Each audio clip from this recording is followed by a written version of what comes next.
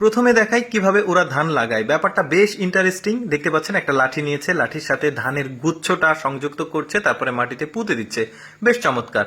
এরপর ধান পেকে গেলে কিভাবে ধান কাটে দেখুন, একটা একটা করে ধানের শীষ যেটা আছে সেটা তারা কাটছে। মূলত আজকের ভিডিওটি পাহাড়ে যারা বসবাস করে, পাহাড়ি যারা, তারা কিভাবে ধান লাগায়, কিভাবে ধান কাটে, কিভাবে সেগুলো সংরক্ষণ করে, রান্না করে, সবকিছু একটা ভিডিওতে দেখাবো। পুরোপুরি ভিডিওটা দেখতে থাকুন, বেশ ইন্টারেস্টিং আজকের ভিডিওটা। দেখতে পাচ্ছেন ওরা ধান কাটার পর ধানের যে শীষ রয়েছে সেটা বেশ সুন্দর, ফুলের তোড়া যেভাবে আসলে সাজায় ঠিক ওইভাবে সাজিয়ে ধানের যে শীষগুলো, ধানগুলো তারা বহন করে নিজের এলাকায় নিয়ে যাবে। আমি আপনাদেরকে একটা ইনফরমেশন দিয়ে রাখি, এগুলো হচ্ছে যারা পাহাড়ে ধান চাষ করে বা যে কোনো ফসল করে সেটাকে জুমের ধান বলা হয় বা জুম চাষ বলা হয়।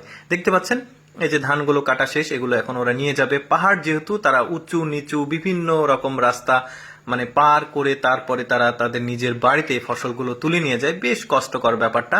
তারপরে ধান যখন তারা বাড়িতে নিয়ে যায়, ধানগুলো শুকানোর জন্য একটা লম্বা মাচা করা হয়, এটা কাঠের হতে পারে, বাঁশের, সবকিছু মিলিয়ে। তারপরে এই মাচার উপরে এই ধানগুলো সুন্দরভাবে রাখা হচ্ছে।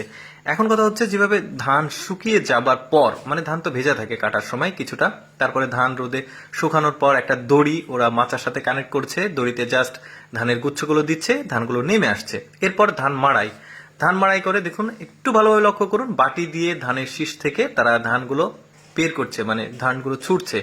এরপর যেটা হবে, এটাকে ধান ছোড়া শেষ, এখন বস্তাবন্দি করা হচ্ছে।